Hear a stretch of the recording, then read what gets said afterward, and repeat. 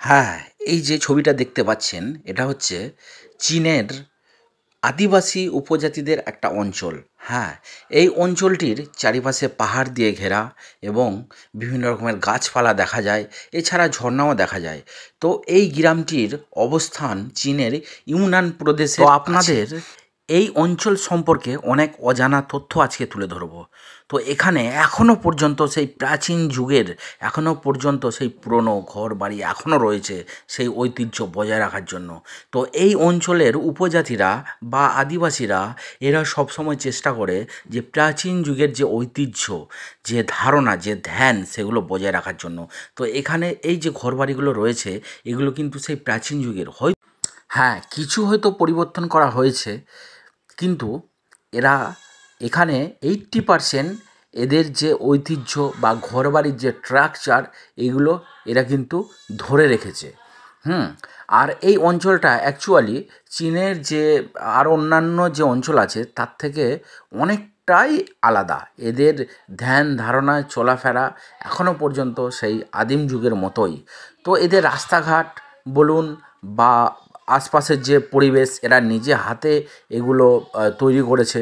তো এখানে যে রাস্তাঘাট, এখানকার রাস্তাঘাট পাথুরে রাস্তা, কিন্তু এরা এই পাথর কেটে এই রাস্তা কিন্তু এই যে চীনের আদিবাসী সম্প্রদায়ের লোকেরা এরা তৈরি করেছে। হ্যাঁ, বর্তমানে আমরা যে ছবিগুলো দেখছি এগুলো দেখে হয়তো আমাদের মনে হতে পারে যে না, এ তো অত্যাধুনিক, কিন্তু আসলে অত্যাধুনিক নয়। এগুলোই অনেক আগে থেকেই এই রকমই এই চিত্র ধরা পড়েছে।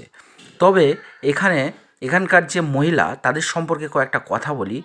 এখানকার মেয়েরা কিন্তু প্রচণ্ড পরিমাণে সাজতে ভালোবাসে, বিশেষ করে মেয়েরা। এখানকার মেয়েরা গান বাজনা করে, এটাও কিন্তু সেই প্রাচীন ঐতিহ্য। হয়তো আপনাদের মনে হতে পারে আধুনিক, কিন্তু না।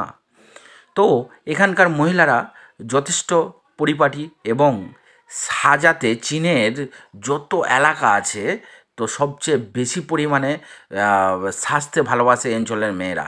এছাড়া এখানে পেন্টিংয়ের একটা ঐতিহ্য এই চীনের এই আদিবাসী সম্প্রদায়ের মধ্যে দেখা যায়। হ্যাঁ, এটা সেই প্রাচীন রীতি।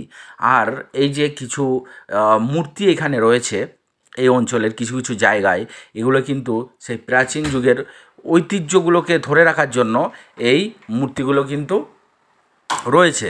এই যে আপনারা দেখতে পাচ্ছেন এগুলো কিন্তু মূর্তি, এগুলো ওদের আদিম যুগের যে কাজকর্ম, যে কিছু